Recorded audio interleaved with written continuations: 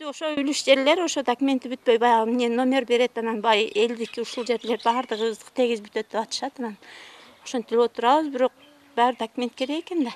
Документ болсо жакшы болот эле бизге дагы. Мынтип үлүш жерине үй салып алгандар өлкөдө жок эмес. Аларды трансформациялоо боюнча пикирлер, сунуштар айтылып келген.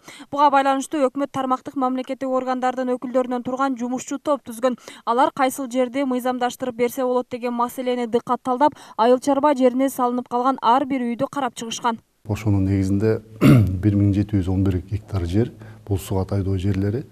Ошол жерде курулуп калган үйлөр же болбосо бөлүнүп укукка ээ болуучу, күбөлөндүрүүчү атайын документтери бар жерлер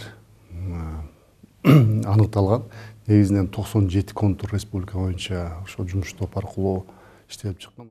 Жумушчу топтун аныктоосу боюнча бул документ кабыл алынгандан кийин 1711 гектар жер мыйзамдаштырылат. Тагыраак айтканда, бир категориядан экинчи категорияга которулат. Айыл чарба багытындагы жерлер категориясынан калктуу конуштун жерлери категориясына которуп атабыз. Негизинен бул Чүй областынын Аламедин району, жана Сокулук району, мына сырткары Ош областынын Кара Суу району, анан Ош шаары. Мына ушул жерлерде гана салынып кеткени аныкталды, башка жерлерде мындай фактылар жок. Бул мыйзам долбоору жактырылса, 11300 үй бүлөнүн социалдык маселеси чечилет. Мисалы Кара Суу районунун Шарк айыл өкмөтүндөгү 4 гектар 90 сотук жер трансформацияланат.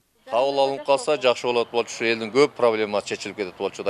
Учетко коюш үчүн ал документ менен келип коюш керек да, документи жок кантип учетко коет. Ошон үчүн ушул эгерде трансформация болуп мыйзам чегинде чечилип кала турган болсо, биз ошол жерге генплан иштеп чыгып туруп, ушул элдерге ар бирине ошол документтин колуна берет болчубуз.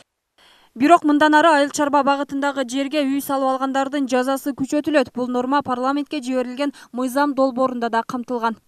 Мыйзам долбоорунда дагы көрсөтүп кеттик. Мурда 6 категорияда, башкача айтканда, эгерде бирөөнүн жерин басып алса же өзүнүн жерин максаттуу эмес пайдаланса, 100 000 сомдон 300 000 сомго чейин гана төлөчү да. Ал эми азыр 3 категорияга которулуп атат. Ушул мыйзам долбоору боюнча бул 5 жылдан 7,5 жылга чейин эркинен ажыратуу боюнча. Жыйынтыктап айтканда, буга чейин жерин максатсыз пайдалангандар айып пул менен кутулуп келген. Эми мыйзам долбоору жактырылса, үлүш жерге үй салгандар эркинен ажыратылышы да мүмкүн. Мимоза Жаныбек кызы, Айбек Үсөнұлы, Ынтымак.